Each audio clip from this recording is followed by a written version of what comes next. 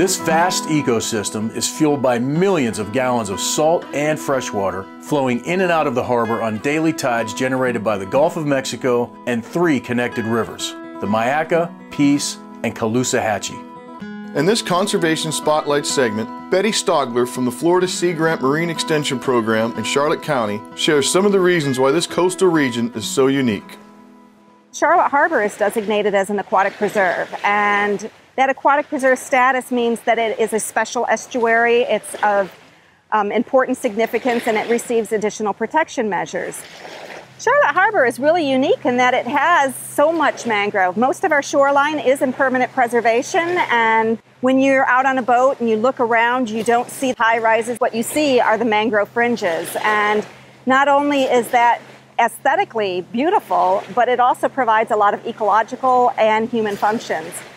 They're nursery grounds, so they support a lot of our recreationally and commercially important fish and invertebrate species, at least in some portion of their life.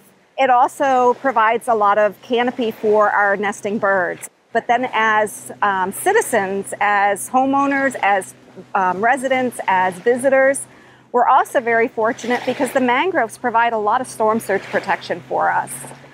Mangroves are really interesting plants. There's 50 species worldwide. We have 3 of them in Florida. Your general sequence of mangroves is red mangroves closest to the water, followed by black mangroves inshore, followed by white mangroves closest to the uplands. They're specially adapted to being in coastal environments. They don't need salt water, but because they can live in salt water, they have this unique niche where they can be in an area that no other plant can be in. So this is a propagule of a red mangrove. It has a little incandescent yellow flower, and then it turns into an embryo, and it's actually the living plant that's on the mother tree. The spine-like projection is going to get much longer. Eventually it'll fall from the tree. Roots will come out the bottom, and the leaves will come out the top, and at that point it's a fully functioning tree. I'm standing between a red mangrove and a black mangrove, and you can really tell the difference between the bark. The red mangrove has that real rusty color, almost reddish bark, and it's got those prop roots that hang down. Whereas the black mangrove it's more of a true tree. It's got a real defined bark system, and it actually gets its name from this black bark. These little knobs here on the red mangrove prop roots, these are lenticles, and this is where the red mangrove allows air to come in and go down to the root system, which is actually underground. And that's part of its adaptation strategy to live in this type of environment.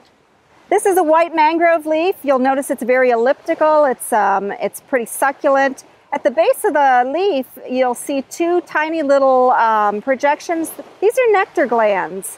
For years, we thought that these were salt glands, but in the last 10 or so years, scientists determined that these really are nectar glands for the close association that these plants have with ants and bees and other critters.